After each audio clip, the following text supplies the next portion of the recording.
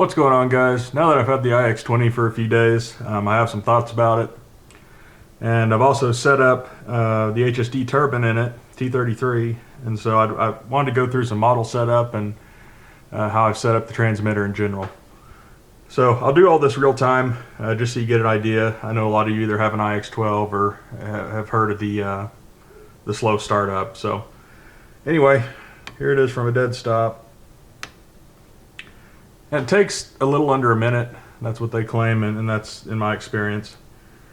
You can also set it to sleep, and then it starts up within, 5 seconds if it's in sleep mode. And the battery, I let it sit. It lost about 40% in 24 hours. So that's not bad. I mean, assuming you're out at the flying field, like that's not a big deal. That's perfect. So it'll go to this home screen first, and then shortly after it'll go in to airwave. But a few things on the physical transmitter that I did. I switched out the sticks to the shorter ones. They were just ever so slightly too tall, and these feel a lot better. They're closer to how my Futaba came. Another thing is, it came with a smooth throttle. There's this little rubber piece right here, and there's two small Phillips screws in there. And if you loosen the smooth screw, which if I remember right was the right screw, you can then engage the left screw, which is the ratchet. So I got the ratchet going on there now. And I'm starting my timer. Let me reset that. Timer reset. So here's the T33 as I have it. Zoom in here.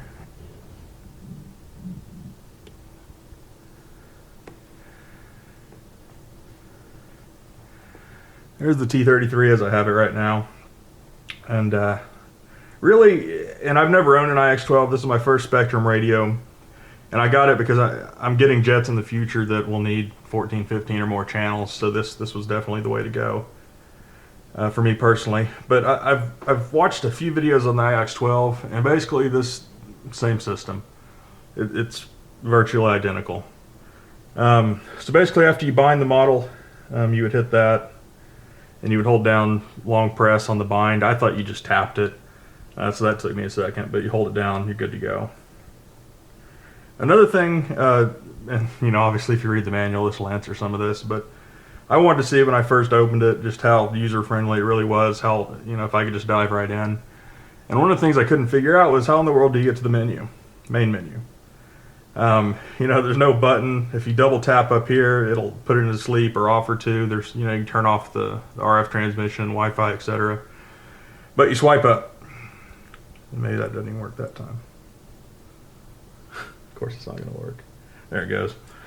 You hit that center button and that would take you to the home screen. So anyway, we'll go into the model adjust.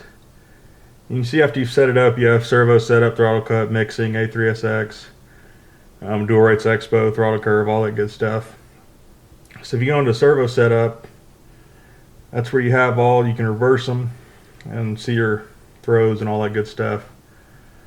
So that's good. Let me find it here. Just the travel right here. And this is probably real obvious to some Spektrum guys, but this took me a second, and it's silly that it did. But if you go down to, where are my flaps? aux 1 are my flaps. For the 3 position, the settings that I got from JetWorks were like minus 99, minus 28, and then like 30 something, fully down. Anyway, the center position is already at 0, and so you can set both, in both endpoints, but that 0 stays the same. And so you have to go into sub-trim, and you change that, which will also change these physical numbers. So once you put it at minus 28 in the sub-trim, to get minus 99, it's at minus 71, and 59 to get that plus 30. And there's really nothing that explains that, and now that I say it out loud, it's more obvious, but when you're just sitting there trying to figure it out, it can be odd. But once you set it and you get it, no big deal. And if I'm doing that completely wrong, somebody tell me differently, but I'm getting all the points that I want. So there's that. I wish they would just added in that center position. If it's a 3-position switch, I wish you had 3 options. That would be great. So minor complaint, no big deal. You can go into model setup. I won't turn that off yet. You have aircraft type, audio events, telemetry, all that good stuff. Range setup. A few things. Audio events. That's how you would change, when you move the switch, gear up, gear down, whatever. One thing new on this radio is the touch system. So say I'm in mid rates right now. Say I'm flying and I just want to make sure I'm in mid rates, but I don't want to flick the switch. Mid rates. Just tapped it. I know it's. You see that top left switch? Mid rates. Just tapped it. Or you switch it. Low rates. Mid rates. High rates. High rates. So there's that. High I like that a mid-rates. lot. Sorry, I'm trying to do this through the camera, so I'm not exactly hitting everything. So back to the menu. Really, again, it's iX12 stuff. If you know an iX12, you know this radio.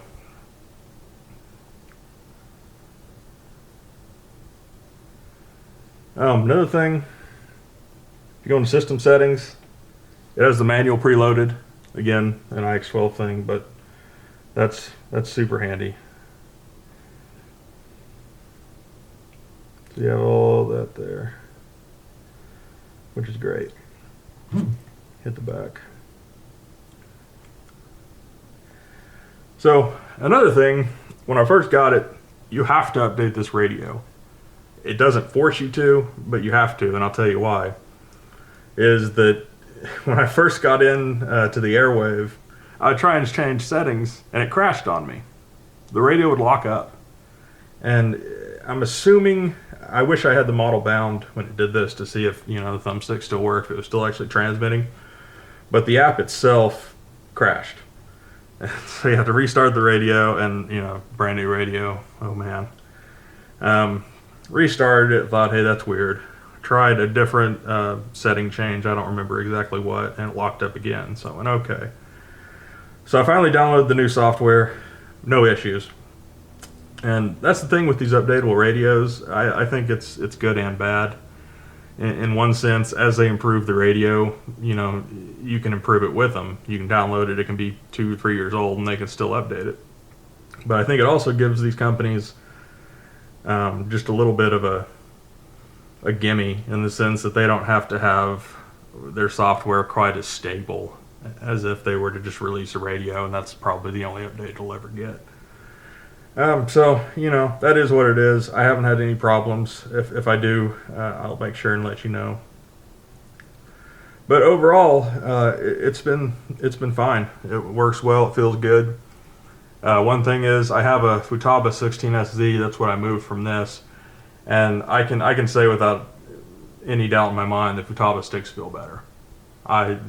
They feel mushier. I've changed the tension. I've played with it to try and make it better, and it's gotten better. But Futaba has that down. So these don't feel bad. It's just I've felt better, and so you notice that. But other than that, it's worked well. I mean, there's the radio, and then there's the computer within the radio, and so you have all these apps and internet. If your smartphone does it, this thing does it too. And so, if that's a big deal to you, it's there. Really, I just wanted the radio and the channels and the ability to do a few other things here and there. So I'm not, whatever. But it's there. It works. It's neat to have. The camera works well. I downloaded a picture for that turbine just because I liked that fancy looking factory image. But obviously your model, you can take a picture and that's loaded in there, so that's good. Go back. So anyway, guys, that's really what I've got for now. If you have any questions, I'd love to answer them.